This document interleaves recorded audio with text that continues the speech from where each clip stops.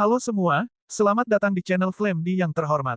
Bagi yang belum subscribe, diwajibkan untuk subscribe terlebih dahulu, dan hidupkan lonceng notifikasinya biar tidak ketinggalan pesawat ulang-alik. Hahaha.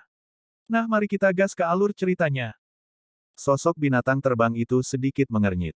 Itu wajar karena dia mencium bau berbahaya di tubuh Xiao Yan, tetapi setelah ini, dia masih mempercayainya.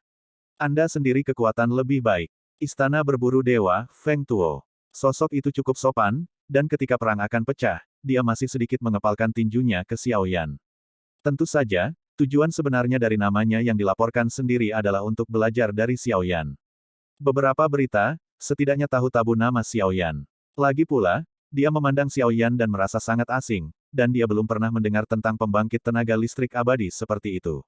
Xiao Yan. Nama yang dilaporkan sendiri Xiao Yan tidak takut, tentu saja, tidak perlu memberitahu Feng Tuo dari Sengxi, lebih baik merahasiakan ini.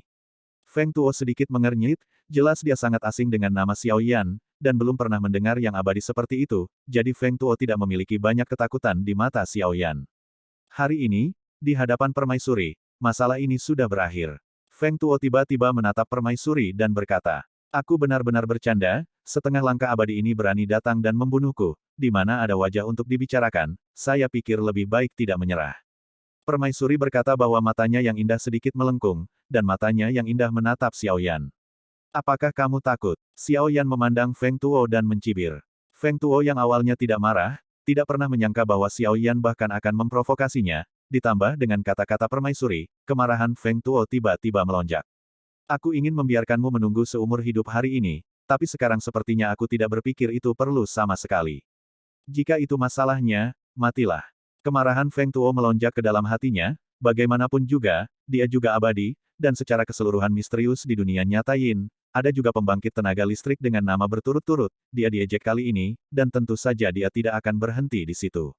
"Itulah yang aku inginkan, akan terlalu membosankan untuk pergi tanpa perlawanan, dan, aku berkata dari awal bahwa kamu, seperti dia, harus tinggal." Xiao Yan tersenyum sedikit, matanya datar. "Tuo?" Begitu suara itu jatuh, Xiao Yan melangkah maju dengan telapak kakinya, dan seluruh tubuhnya terbungkus api. Dalam kegelapan kehampaan, itu seperti meteor yang terbakar, langsung menuju Feng Tuo. Xiao Yan mendekat dengan cepat, dan Feng Tuo tidak mau kalah saat ini. Tidak ada origin Qi yang melonjak di belakangnya, hanya cahaya keemasan bersinar di tubuhnya, dan itu bahkan tidak terlihat megah dan mengejutkan seperti origin Qi, tapi pancaran terpancar darinya nafas berfluktuasi tapi aku tidak tahu berapa kali lebih kuat. Apakah tubuh fisik Anda abadi dan lebih kuat, atau Qi asal saya abadi dan lebih kuat? Menghadapi Xiao Yan yang mengaum, dia melihat cahaya keemasan meluap dari tubuh Feng Tuo, tapi dia tidak takut pada Xiao Yan, kekuatan fisik, angkat tinjumu untuk melawannya. Ledakan. Saat berikutnya, kedua tinju bertabrakan bersama. Dibandingkan dengan api dan guntur Xiao Yan yang indah, Feng Tuo tampak jauh lebih biasa, tetapi saat tinju bertabrakan, cahaya keemasan yang membungkus tinju terakhir adalah asli. Kekuatan keabadian, karena waktu juga melakukan bagian saya. Tetapi keduanya tidak memiliki banyak konfrontasi setelah pukulan ini. Mereka semua menembak ke belakang, dan kemudian bergegas untuk menghapusnya dalam sekejap. Kedua sosok itu seperti bintang jatuh, dan mereka mulai saling membenturkan dengan panik. Ledakan, ledakan, ledakan. Suara dua tinju bertabrakan bergema di kehampaan.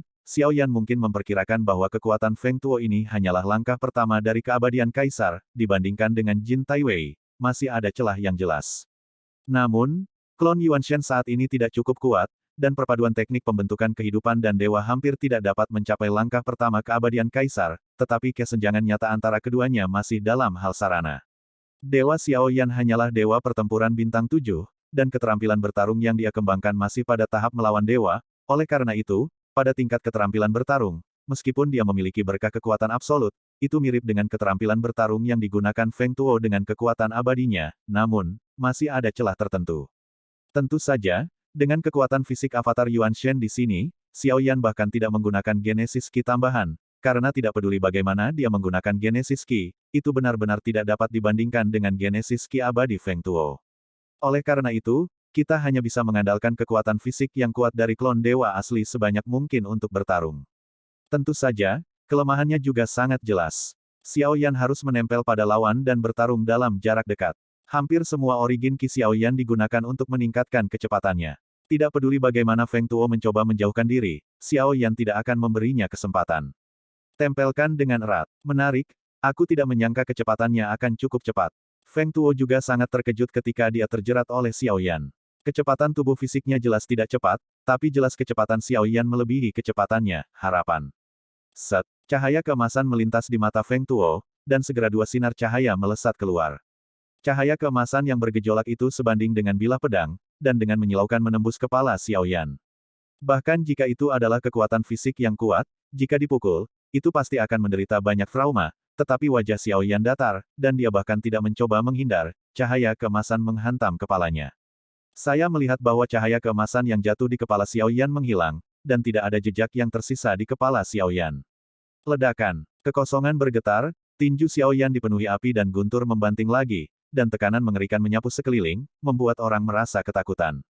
Pakaian biru Feng Tuo berkibar, cahaya keemasan mengalir, matanya sangat dalam, dan berubah menjadi tirai cahaya keemasan di depannya, mencoba menjauhkan diri sedikit dari Xiao Yan. Ledakan. Dengan ledakan, tinju Xiao Yan langsung hancur, dan kekuatannya berat. Meskipun kekuatan ganas itu hanya tinju, tampaknya mengandung niat membunuh yang tak ada habisnya, dan fluktuasi mengerikan jatuh pada tirai cahaya keemasan yang terlihat sangat kokoh. Kakak, cahaya keemasan itu pecah, tidak dapat menghentikan Xiao Yan sama sekali, dan semuanya menghilang. Xiao Yan membakar api ini dan tinju Thunder, menyebabkan kekosongan di sekitarnya berubah lagi. Feng Tuo akhirnya merasakan tirani tubuh abadi Xiao Yan, dan wajahnya berubah drastis. Dia berubah menjadi bayangan untuk menghindari serangan Xiao Yan dengan kecepatan yang sangat cepat. Yang ingin dia lakukan adalah menunda waktu sebanyak mungkin, karena dia menghitung Xiao Yan. Seharusnya tidak bertahan lama di negara bagian ini. Pada saat yang sama, pedang emas muncul di tangan Feng Tuo, dan kemudian melemparkannya ke langit. Dalam sekejap, hanya ada satu pedang emas yang memancarkan ki pedang yang tak terhitung jumlahnya, yang diringkas menjadi 10.000 pedang emas. Hujan pedang emas muncul di kehampaan, dan energi pedang mengerikan memenuhi udara. Di antara perubahan sidik jari Feng Tuo, 10.000 pedang emas dicekik ke arah Xiao Yan. Di hadapan hujan pedang yang mengerikan, Xiao Yan masih tidak bergeming sedikitpun. Bahkan dengan trik Feng Tuo yang tak ada habisnya, Xiao Yan masih bisa menggunakan tinjunya untuk mengubahnya, dan ini adalah tubuh abadi yang masih dipandang rendah di dalam hatinya.